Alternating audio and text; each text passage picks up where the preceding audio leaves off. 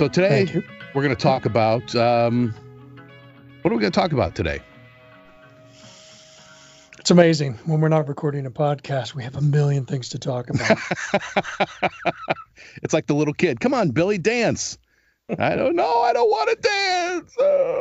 So why don't we talk about podcasting and technology and the recent experience we went through to get to this point, Dan? To this point, well, it's taken a long time to get here. It's funny. They talk about how easy it is to do podcasting these days, but there's a lot of gear to get and set up. And even though, I've got some technical proficiency with this, it's still, there's a lot of stuff that goes into it. You had to buy a microphone, and you designed a really awesome windscreen. Can you show the people at home? Oh, I can't. We can't because this is a podcast. Oh, good point. I'm going to show them anyway. Okay. There you go. There you go. And then you had to find some headphones, but after that, it was pretty easy after we got connected. And it sounds pretty good. I agree. So to your point, though, I think it's possible to podcast from your phone if you want to. Problem is, it's going to sound like shit. Yeah, well, totally. I mean, we are now utilizing the highest equipment that's possible to do podcasting with. I mean, we're really using top-notch equipment. So, it doesn't, I guess you don't have to use this level of equipment, but it's going to sound really good. And so if you want people to be engaged with your podcast, if you want them to listen and be comfortable while they're listening, I mean, you don't want people to listen to scratchy, overmodulated bullshit. So this is, we sound like professionals. And so if anything, as long as our content's good, we sound good, and that's a good first step. So now we need good content to keep people engaged with. Hey, so this is, I guess we're talking about podcasting. I'm going to change the subject because I had something interesting happen to me. I was telling you a story about how we had an intruder on our property over the weekend, right? I caught this guy walking up and down my driveway, my neighbor's driveway at 2:30, 3 o'clock in the morning. But I don't know if you recall, I've had this neighbor kind of catty corner from me. I've lived here 15 years. And the first month that we lived here, we were having a somewhat quasi basement concert. Reese had all of his punk rock friends over here, and they were just playing loud. And this guy came over. I'd never met him. And apparently we were making a lot of noise in the neighborhood. And he came over and just started screaming at me. I mean, welcome to the neighborhood. Yeah, exactly. Yeah. And he just unleashed on me. And we got off on a really bad foot. And so it's been 15 years and I've never said a word to this guy since. 15 bloody years I've lived across the street from this guy. Wow. Yeah. How about that, right? And never said a word to him. So after this situation this weekend with this intruder, I thought, I called our neighbors right next door to us, the two women who live next door, and I told them what happened. And I thought, you know what, maybe this is a good opportunity for me to kind of reintroduce myself. But so I saw him out working on his house, and I walked over to introduce myself, and I said, "Hey, I'm Dan from across the street." And he goes, "Yeah, I know." And I thought, ooh. But then he softened up, and he says, "Yeah." He goes, "Hey, thanks for coming over." And I told him what happened, and he seemed genuinely, appreciative of the fact that I came over. And he says he's spent the last 3 or 4 years remodeling his house. They enclosed their front porch and expanded their living room into what had formerly been the porch area and all this. And he says, "Hey, do you want to see the house?" I'm like, "Sure." So I went in, and he showed me all around his house and all the work he's done. And we talked for half an hour and had a really nice time. I'm like, wow. And so I shook his hand on the way. I said, "Okay, well, nice talking to you." And he looked me in the eye and he says, "Thanks for coming over. I really appreciate it." Wow. He said, "Good to re-meet you," or something like that. I thought, well, there you go. After 15 years, I buried a hatchet. How did it feel, Dan? It felt great. I took one off my my karma list, So I feel like I got some good karma back today. It's awesome. We both know karma is likely bullshit. Yes. But I understand. But at least, if I'm going to believe in Jesus or karma, I'll take karma. There you go. If I've got to have a superstitious belief, I'll take karma. I shouldn't admit this, but I've got a little story for you as well. There's a guy that I work with occasionally now. He's out of North Carolina. And I called him out of the blue. I hesitated because we were trying to coordinate something on the business side. But I called him because I needed to talk to him. And he said, "Oh, hi. Evidently you've not heard." And I'm like, "No, I haven't heard. What's going on, Brian?" Oh, I said his name, didn't I? Well, not his last and he goes, "Yeah, you're safe. That's right. Yeah, just Brian." Brian Mulhaney of Asheville, North Carolina. No, that's not his name. No. But he said, "Yeah, I kind of have a history of what is it? Killing women? No, murdering hookers."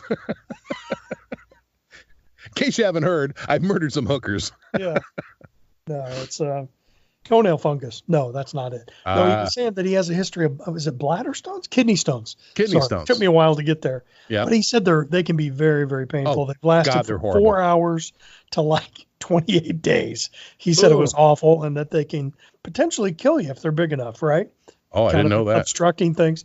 So he was like, "Yeah, it came on about 4 hours ago, and it hit me all at once." He goes, "Right now I'm not in any pain, but in any minute it could just strike me." That's right. And because of our little background back and forth, a little piece of me was kind of happy, and I don't want to admit that. There's the Germans have a word for that. That's called Schadenfreude. That means you delight in the suffering of others. There you go. So hey, there you go. Very often, but it happened to me today. So there you go. That's a title of our first podcast, Schadenfreude. Or burying the hatchet. Burying the hatchet. Yes, part 2. That's fine. Kidney stones are horrible. Horrible. I've had them twice. Terribly painful. And what did you eat? What caused it? Do you know? Well, they say, I think it's calcium, a lot of calcium in your diet, or I think high fat can cause it. I'm not sure, but man, they are so bad. It's funny when I had them, I have this dairy thing where I get, stomach cramps and intestinal upset. We'll leave it at that. When I eat milk or whatever, and that's horribly painful too. And so I had this, and I thought it might have been that, but it was in my back, not in my front. Oh man, it just felt like somebody was knifing me in the back. It's like, it's like if you could have a heart attack in your back, that's what it felt like. And just, so I went in the bathroom, and it was February, so the bathroom floor was cold, and it felt good to lie down on the cold floor. That kind of helped a little bit. So I was in the bathroom, probably 2-3 o'clock in the morning, and I'm in there and I'm moaning. I'm like, because I was in so much pain. Claire tells me later, she woke up and heard me, and she's like, "Jesus, if you're gonna jack off, could you do it a little more quietly?"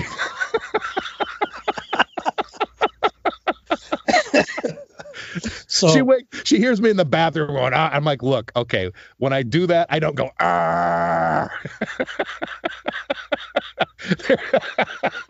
I know there's similarities there, but I don't know. There's a difference. I think if you listen, there's a difference between those. One's more of a and one's more of a Yeah, I don't become young Frankenstein when I'm whacking off. Right. So I don't know if you recall where the hospital is in relationship to my house. I don't know if you ever saw it. So you go around the corner by where the auto shop is, right?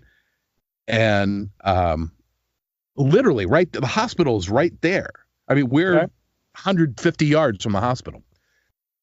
And so Reese and Kelsey actually took me up to the hospital that night and left me in the ER. And I said, "I'll be fine. You guys go home." And they released me at about 4 o'clock in the morning, 4:30. And when I had gone up there, I was just in my pajamas and flip-flops and a zip-up fleece jacket. That's all I had on. Okay. And I'm thinking, well, Claire had to go to work, and there were no taxis running at that time in the morning. And I'm like, I live 200 yards from here. It was February, and it was cold, but I'm wearing flip-flops, pajamas, and a fleece jacket. I thought, fuck it, I'll just walk home. And I walked home in February from the hospital. I walked home in my flip-flops and pajamas, and I thought, oh, God, if anybody sees me on the road. But, I made it home in 7 minutes, so it wasn't a big deal. But So what would they think if they saw you walking home that way, Dan? they'd probably Oh, it's a street walker. They probably think I escaped, right? But yeah, it's pretty. And the only thing you can do, they can just give you sedatives. They don't give you morphine until the pain passes, and that's all you can do. And the bizarre thing, you'll be in mortal pain, like, oh, and then you go to the bathroom, and it's like someone flips a switch, because once you pass that stone, the pain there's no lingering pain. You're just like, oh, hello, hi. It's so weird. I mean, 1 minute you're in terrible pain, and the next you're just like, okay, let's go to the movies. You're perfectly fine. So in your case, you said it felt like it was in your back. Oh yeah, lower. So it's not generalized. It's not like it's right there in the pecker, or no, because it's right around it. No, it's a kidney stone, so it's in your kidney, and that's because your kidney has a tiny little tube that passes to your bladder, and that thing is bigger than that tube. I can't remember what it's called, but once it gets to your bladder, you're pretty much okay, because you can pass it through your urethra. But it's that tube that connects the kidney to the bladder is where the pain comes from. And then once you pass it, you're just like, la-di-da. But you have to pee into what looks like a coffee filter, so that they have to check. You say, oh, I think I passed it, and then they look at the filter and they can tell if you've. That sounds awful. I've never been through that, but I don't want to go through it. People who've been through it, women who've been through it, say that they would rather do childbirth than kidney stones. Oh, that's awful. Yeah. And the good news is the kidney stones don't last as long. Yeah. I mean, mine were about 12 hours, which is bad enough. But once you get to the hospital and you get on the morphine, it's. So is caffeine something they say brings it on? Because I had like 3 cups of coffee today. I don't think that. I don't think that'd do it. Oh, nice. Yeah, I had a couple days there when Claire went away. I actually stopped drinking coffee for a couple days. It probably was not a good idea, but I usually like my coffee. But when we were on vacation, they had a French press. You ever use a French press? My brother-in-law does. He swears by it. Oh, dude, it is so much better. The coffee is so much more flavorful. Oh, there's nothing like a French press. I would, if it wasn't for the fact that I drank so much, because you can only drink a little bit at a time out unless you got a monster French press. Matt and Liz have like a gigantic one. But we have a little one that gives you basically like 2 8-ounce cups. It's like a 16-ounce French press. But, I make a pot of, a half gallon of coffee at a time. So you'd be filling that French press up all the time. But I'm telling you, if you want just a nice cup of coffee and you want 1 or 2 cups, French press is the way to go. Yeah. A little Frenchie's got it figured out, huh? Yep, absolutely. Hey, listen, I got a split. And there she is texting me. Where are you? Okay. So this is episode 2 of All of the Above. I'm Dan. And I'm Chris. Yeah. Hey, welcome to the show. A lot going on. A lot of stuff in the news lately. A lot of stuff going on personally. So I got a lot to talk about today. Excellent. I got a few things to add. Do you? Mm-hmm. All right. Well, you know what? Before we get started, I've got a pet peeve I want to talk about. Lay it on me, Dan. I'm on a mission. I'm on a mission. I've got to get people to stop using infantile words in place of real words. And it's a pet peeve of mine. Okay. Sometimes I see people post stuff on Facebook talking about their kiddos.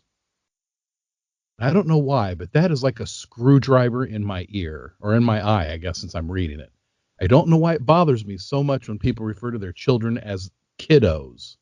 So when I'm on Facebook and I'm reading a post from a friend and they talk about their kiddos, there's something about that just, when people use the word kiddos in place of just saying my kids or my children or Timmy and Susie or whatever it may be, there's something about the phrase kiddos that really sets me off. Can you explain this? Why this bothers me so much? I really don't. Infantile words. Is it because kiddo is associated with infants? No, I think it's just I don't know what it is. There's another one I have two on this list. The other one is doggos. When people are talking about their pet canine and they say, we're taking the doggo for a walk. And I'm like, why can't you just say dog? Why do you have to say doggo? What the hell is a doggo? And if you have two of them, it's plural. It's doggos. Took I the don't doggos know. to the vet. You ever heard anybody I say don't this? know. Or I've read never this heard that. I see this quite I've frequently never heard on that Facebook. once. And it's a pet peeve of mine. I don't know if it's because I'm just an intolerant jerk. I've got an issue with people who can't just say what something is. They have to infantilize words. Why can't you just say, Infantilize. That's a good word right there. right? Why can't you just take the dog for a walk? Well, for the record, I have a dog. Yes. And I take my dog for a walk. Right. Do you take the doggo for a walk? I Do you do ask not. your kiddos to take the doggo for a walk? No, and I don't ask my dog if my doggo wants to go for a walk. Or a walko? Dog is one syllable. Doggo is two syllables. It's actually easier to just say dog. I agree. All right. So I that's it. agree. That's my I don't pet peeve. agree, yo. Let's speak in the rest of this podcast by adding unnecessary syllables ending in O to the end of every statement we make O. I don't know if that's true, oh. We can try O. Yeah. I give up, oh. I think it would suck O. I agree, oh. All right. So we're sitting here laughing, but sadly, this is what is this, August 6th, Tuesday, August 6th, that we're making this recording.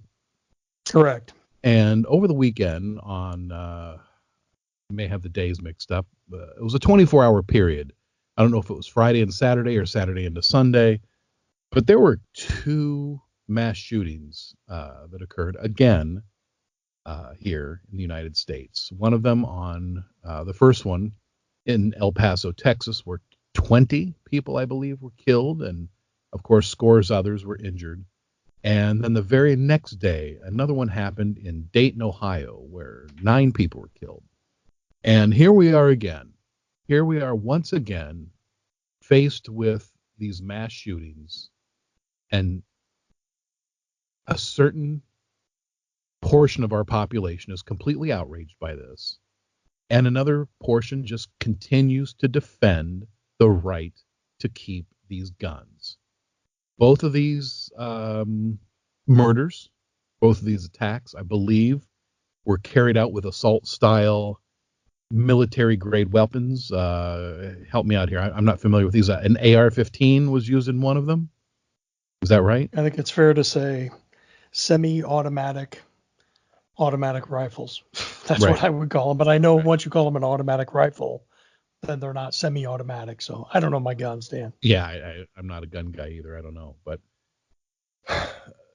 the point is, both of them, I believe, have what they call high-capacity magazines that can hold up to, 30 bullets, I believe, at a time, and fire them all within 3 seconds. Case in point, I believe the Dayton shooter was gunned down by police within 30 seconds of beginning the attack. And correct me if I'm getting that's the report. Right. Yeah. He was apprehended or shot down or whatever happened within 30 seconds, and yet he still managed to kill 9 people. It's crazy. Right. These assault-style weapons have got to go. These high-capacity magazines have got to go. I do believe that people should have the right to own a gun. I believe hunters should be able to own guns. I'm on the fence about pistols. I don't know that they serve any real purpose, and I'm not a big believer in this personal safety or personal protection bullshit because the data doesn't back it up. It's all anecdotes, and there's no hard evidence to prove that carrying a gun in any way makes you safer. If anything, having a gun in your house has proven to actually increase the likelihood of either domestic abuse or suicide in your home. So these people who want to talk about, oh, I have a gun in my house to protect myself, you're actually increasing the chances that that gun is either going to be used against you or one of your family members is going to use it on themselves. I haven't looked at the evidence, but that makes complete sense, Dan. Yeah. And in the Walmart case, I believe that was the El Paso case where 20 people were killed. Texas 22. isn't Just looked it 22 up, people. 22, and scores more. Ugh. Texas is an open carry state. Texas is part of that old West, Wild West mythology, right? Walmart was full of people who were carrying guns that day because it's an open carry state. I wish I could say, I believe it may have been New York Times, New York Post. I can't remember where the article came from, and I'm sorry I don't have the citation here. Police interviewed people who were in the store who were actually carrying guns at the time. And many of them said, well, I didn't fire because there was a lot of confusion, there was a lot of panic, and I didn't want to make the situation worse. Others said, hey, I heard gunshots, I heard screaming, but I didn't know where it was coming from. So I'm not just going to, indiscriminately start firing my weapon in a store. Other people have said, and this is a point that I think gets missed. If you go back to Aurora, Colorado, where they had the shooting in the movie theater, the people went to see the Batman movie, and this guy came in and shot the movie theater. Tragic. I believe they call it the fog of war. If you're in a dark movie theater and somebody starts open firing, or you're in a mall, or you're at a concert where there are tons of people around, and this panic ensues, people are screaming, people are running around, and you start firing back. When the cops arrive, all they're going to look for is somebody firing a weapon. Yeah, who's got a gun? They're not going to go, oh, that guy over there, well, he looks like a good guy because he's got a gun. And that guy over there, I can't tell. Unless he's black, then they would know for sure that he's the bad guy and kill him. If he's the white guy, they'll take him into custody. Sarcasm for anybody listening. Yes, sorry for those listening at home. Yes, please. By the way, forgot to mention, engage your sarcasm meter before we begin the podcast. But so in what I think they call the fog of war, and somebody starts firing their weapon, cops arrive on the scene and they get mistaken for a perpetrator, not a hero, and then they're shot dead by the cops. And that little factoid seems to escape all of the gun heroes out there that want to say, oh, if I'm out in public and somebody starts shooting a gun, I'm going to shoot right back. I'll be the hero. And they seem to miss that point, that in the melee, they're going to become not only a victim, but probably a target of the police. So I agree. Where was that school where the hired security guard basically cowered when the gunman came in? I forget which one that was, but I think he got fired from his job. But when the guy started shooting all the students, he just hid. He had a gun, but he hid. Wow. And he was fired because of that? Yeah. Oh, I hadn't heard that. Now, this wasn't in a recent one. This was within the last year, I think. Sure. I mean, the fact that we're giving guns to teachers and expecting them to defend themselves and children is absolutely ludicrous. And I have family members who are in favor of this, of arming teachers, training them how to use. And, they say, well, it's on a voluntary basis only. We shouldn't have to force them to do it. But it doesn't matter. Look, my wife's a school teacher. She went to college. She got her college degree. She teaches children. She's not going to war. She's not a soldier. This is absolutely ridiculous. Frankly, I even think posting armed soldiers or policemen in schools, other than like a officer friendly type capacity where they, there are police officers in some schools, but I think it's more of a public outreach kind of a thing rather than any sort of a peacekeeping effort. But to have armed... You have a unique perspective, Dan, because your wife is a teacher. Right. And have you had these conversations with her? Oh, absolutely. Absolutely. I'm a teacher. I'm not a gun advocate, but everybody has a right to have them, but it'd be a mess. You don't want me with a gun. I would assume that's what she thought. Those are the exact words. You don't want me with a gun. And I'll assume, since I've known her for 35 years, that my wife is a relatively well-balanced individual who wouldn't intentionally harm somebody. There are a lot of imbalanced people out there. They're in all walks of life. They're not just teachers. They're policemen, they're dentists, they're newspaper reporters, they're garbage men, there are safety managers. There are imbalanced people in our world. And some of them, yes, are school teachers. And I'm not going to indiscriminately start handing out guns to people who may be imbalanced. And I'll tell you what, if you've never been inside of a school and you want to criticize school teachers, you go into a school for a day and see how fucking hard that job is. It's impossible. And I don't know how these people do it day in and day out, 180 some odd days a year. Now, take that difficulty and that challenging job and give an imbalanced person a gun. Put all that aside for a minute. And let's even forget about the imbalanced people. What about just plain accidents? Have you ever, there's a famous video out there of a guy who's actually teaching a gun safety class in a high school, and he fumbles his gun, which is loaded, in front of a classroom full of students, and the gun discharges. Fortunately, it shot through the wall. It didn't shoot a student, but here's a guy who's supposed to be the gun safety guy.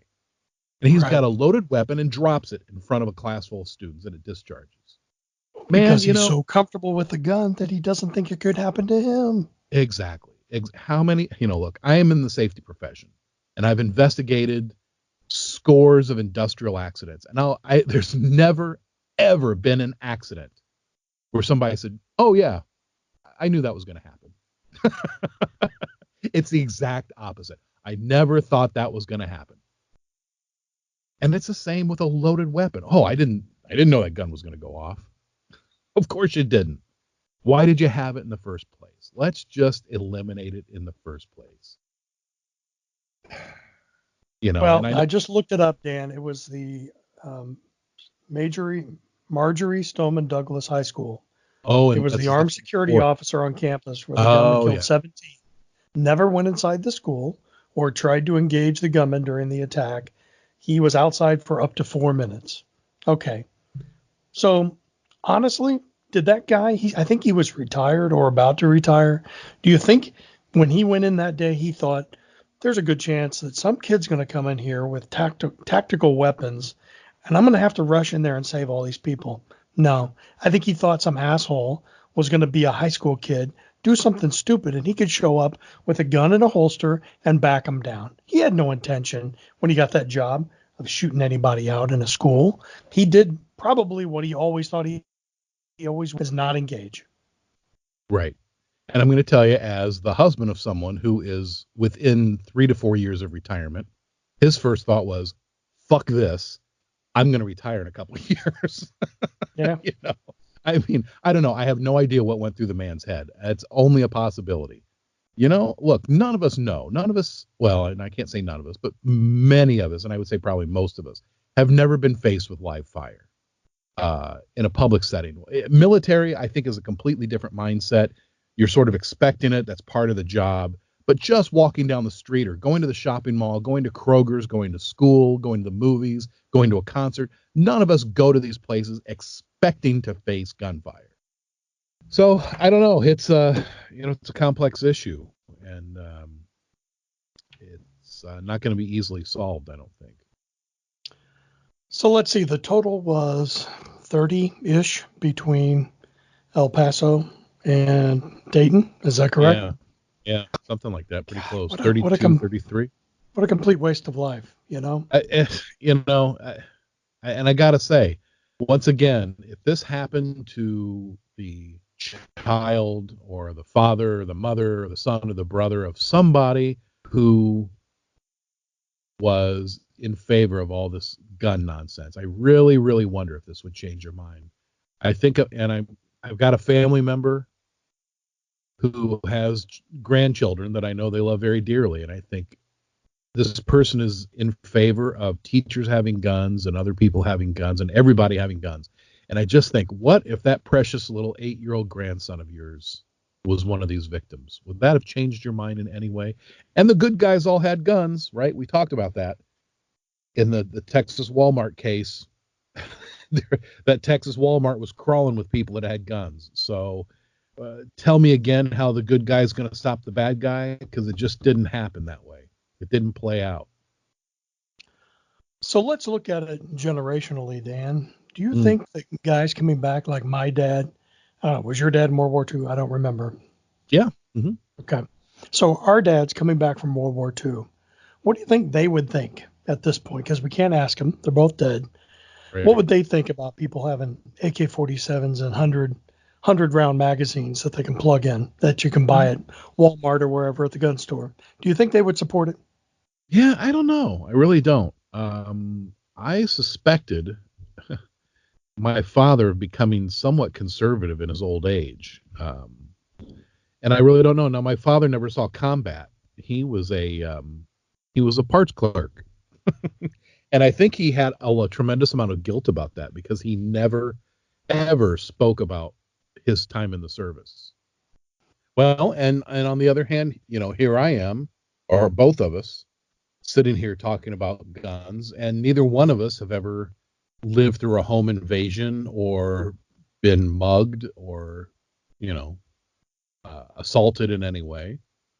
I was with my mother. I was maybe about 5 or 6 years old, and we were driving through downtown. And strange thing, I was on the passenger seat, obviously, and this is before the days of seat belts. And I bent down to tie my shoe. I leaned forward we were at a stoplight, and so it must have appeared that there was nobody in the car, but it was summertime and the windows were rolled down. And while I was bent over tying my shoe, somebody ran up to the side of the car and snatched my mother's purse off the front seat. Oh, wow. Right out of the car. Right out of the car. Now, you know what? She wasn't threatened in any way. She wasn't physically harmed. She felt violated, but, she didn't feel the need to go out and get a gun to protect herself.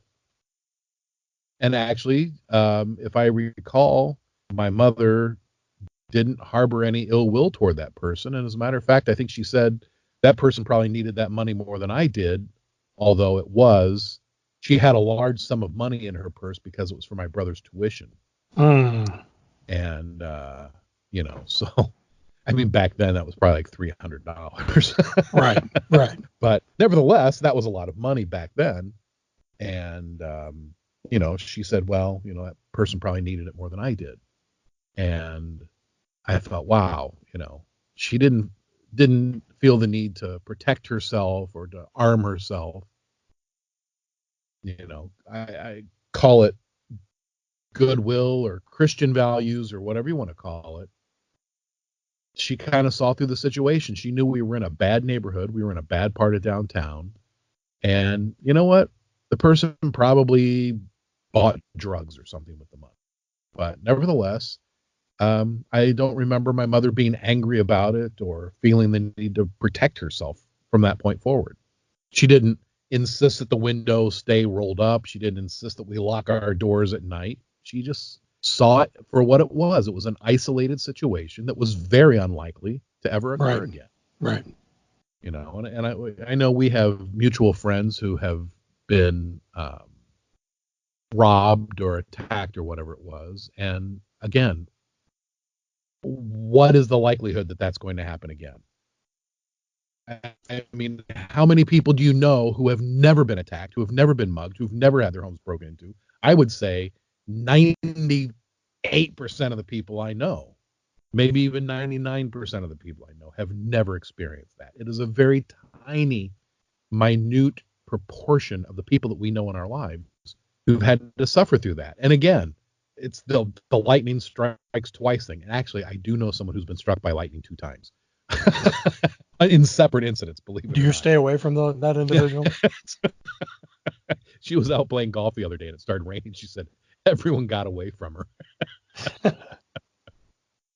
She was actually in her local town newspaper the second time, and it says something about lightning strikes twice. She's got it framed up and put up in her office. But anyway, my point maybe the is, third time will be the charm for her, and this won't happen again. Right. So, I mean, my point is, yeah, these things happen, and what are the odds that it's going to happen again? Now, I suppose if a burglar came into your home and felt that you had a home that was easily invaded and you had things that were worth taking, they might try to come back. I don't know. I think where I was going with that is, I don't know that we can agree, but it would seem to me like generationally, the greatest generation would probably have mixed feelings about weaponry in the home, right? Based upon what they experienced, based upon where they grew up. I look at the baby boomers. I know baby boomers that have guns. I know some that don't. So we've been affected by our parents and their stance on weaponry, potentially. Right. So but I don't even know the next generation. Is it Generation X? Is it the millennials? Is it Z? I don't know those. So where do they fall on it? Do you think that generation following the baby boomers, whichever that is, do you think they're huge gun advocates, or do you think it falls into the category of it's what I grew up with, it's what I know and trust? I think your latter statement is the correct one. And surprisingly, I think as a liberal, I would like to think that the current generation is becoming more liberal. I mean, certainly in many ways it is. You and I spoke recently about, I can never pronounce the word right, whatever, interracial marriage or dating. 50, 60 Interracial years. marriage. Yeah, that used to be illegal 50 years ago. Correct.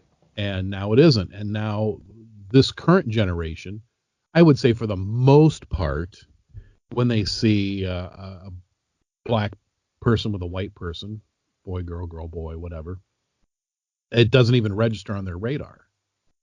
But to my parents, I don't know that it would have been abhorrent to them, but it certainly would have, boop, the radar would have gone off. So my point being that, yeah, many things have changed and we have become far more liberal. But then I see a lot of these younger kids, and you may see it more where you live, and it kind of surprises me. I see like 16, 17, 18-year-old kids with Confederate flags, on their pickup trucks, or, I see them with, Donald Trump stuff, and I'm like, really? But it's like you said, if that's what they grew up with, if that's what their parents taught them, then I guess, yeah. But I do think there is a change, and I think more younger people are coming over to the progressive side, which may include gun control. Yeah, I don't know. I mean, I had been looking at that manifesto that was written by that lunatic Mm. in El Paso, and he was largely influenced by, what was that document? There was a document that was written by a Frenchman, the Great Replacement, I think is the name of it, and they talk largely about the immigrants that are coming into France, and it's taking over the culture, and it's doing it in a very, very short period of time. And we have to be diligent of the other, or they're going to be the replacements. They're going to come in and they're going to take us out of the game. And That's hilarious. Ask the Native Americans about that. But I think that was even said that in the manifesto, right? That correct. the Native Americans didn't do it right. They should have taken out the white man when they had the chance. Yeah, which I think is I mean, you can't say they didn't try, right? Well, right, but I guess, in some aspects, you can draw the line and you can say, well, okay. But then the question is, so are the immigrants who are coming into our country looking to systematically commit genocide against us, or do they just want to come here and live with us? Right. So the difference is when the white man came to the New World and he displaced all of the natives who were living here, they had a systematic, you know, um, program to get rid of these people. They didn't want to live with them. They wanted to get rid of them. And so I don't know that that's the same case, because I don't think that the immigrants who are coming here want to replace us per se. It may just happen naturally when they're having 6 and 7 and 8 and 10 kids, Mm-hmm. and people like us are having 1 or 2 kids, or in a lot of cases none. So yeah, I mean, that's going to happen naturally, but I don't think they have a coordinated program to come here and drive us out of the country. They don't see us as savages. They're not bringing Christianity to the country. So in a way, I think the parallel does not hold true. It's completely off base to make that connection. Yeah, if anything, they want the American dream. Right. They just Right? want to be. They just want to be here like everybody else. They're not looking to get rid of anybody or replace anybody. So the whole attitude of they're coming here to take over is bullshit. That it's not a valid argument. Well, if we're talking specifically folks from Mexico, my guess is they're coming here for opportunities.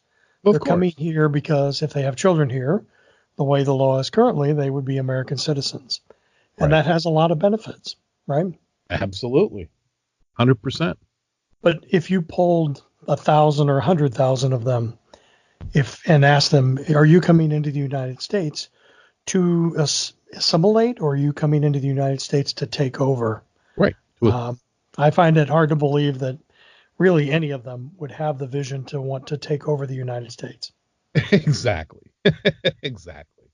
They just want to come here and avail themselves of the good things of our country. So we're talking about guns. Politically, there is a few individuals touting that the people that are coming in from Mexico are rapists and drug dealers, and they want to take away our freedom. but who said that? I believe it was Trump. Would that be our president? Yeah, That I would don't. be our president. Yeah, I think he's completely off base there. Do I Yeah. think there may be a few? Sure. Do I think some people take advantage of food stamps? Sure. Are they exception to the rule? Yeah, I think they are. And I think that's Right. largely true for the folks that are trying to get into this country. Right. I don't think they're the rule. I think they're the exception. Right. But And that the exceptions are what's held up in everything, in the media, in everything. It seems like, clickbait. We want something that grabs people. So you can't say, we got to stop immigration because 3.5% of the people coming across want to bring guns and drugs. That doesn't sell. right. Absolutely. Well, what's the old saying? If it bleeds, it leads. Correct. But there is a industry now of agitating people. And I get it's nothing new. I mean, it goes back to ancient history. And of course, we saw it in Nazi Germany. And before that, I mean, I feel I have this theory, I have a soft belief, if you will, that this behavior is a virus and it infects its host. And right now, our country is infected with this virus, and we may remove it before it kills us. We removed it from Nazi Germany, right? Germany was infected with this virus. And before that, I don't know, Russia was infected with it at the turn of the century. And before that, I think it might have been France under Napoleon, Genghis Khan, right? All the famous tyrants through history have been infected with this virus. And I feel like it's infecting our country now. This anger, this hatred of other people, this fear of others, this xenophobia. Um, and just like any other virus, we have to eliminate it. We have to stamp it out before it kills the host, which is what I'm fearful that may be the case. That I really do, in my heart, feel that we're headed toward a second civil war. I don't know that either side is going to lay down easy.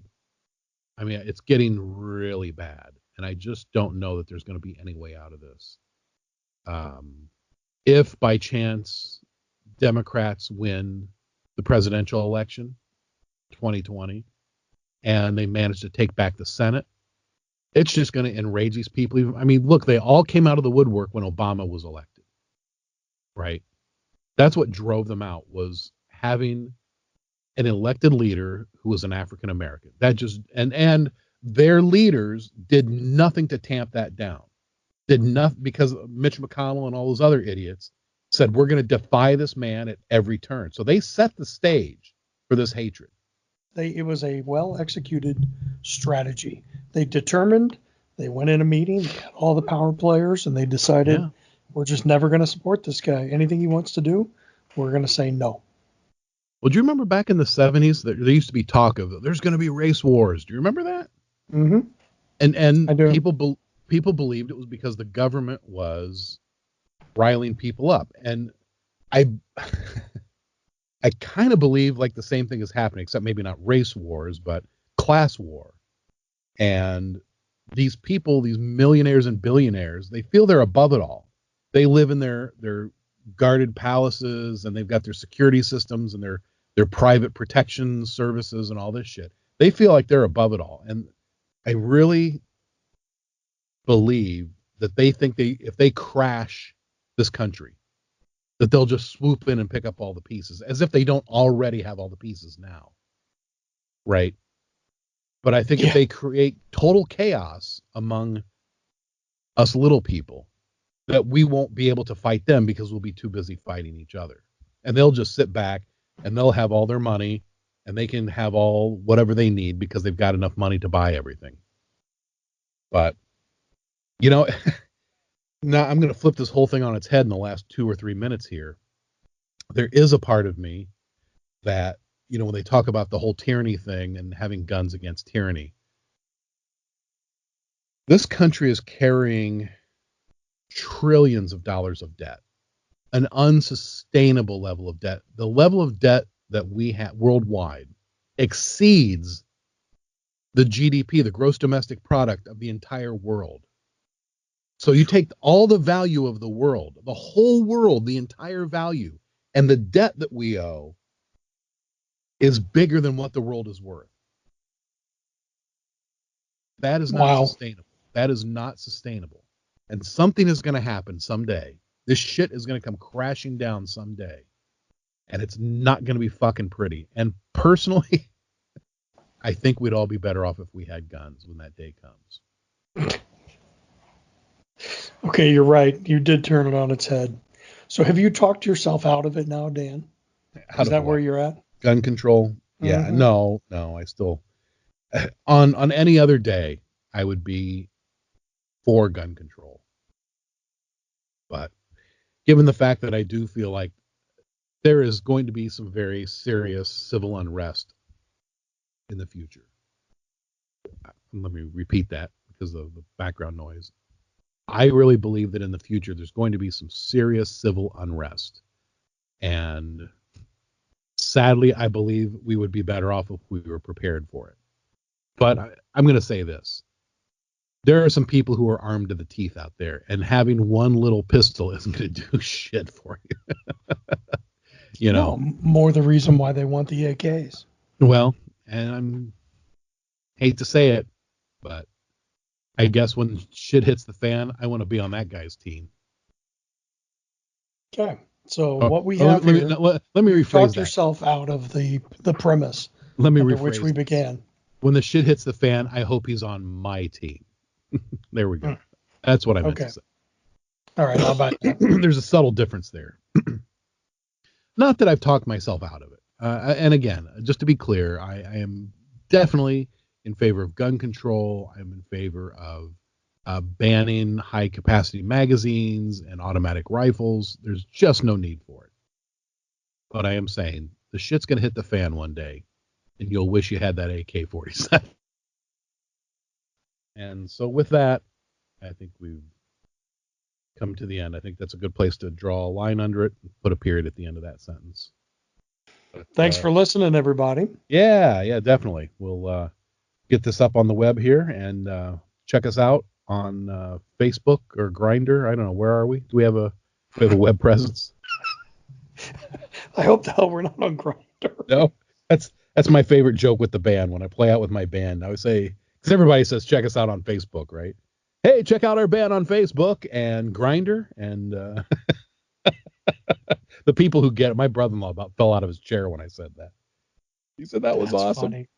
So, all right, my dude. Take care, all. All right. Talk to you soon. All right. Bye-bye. Bye.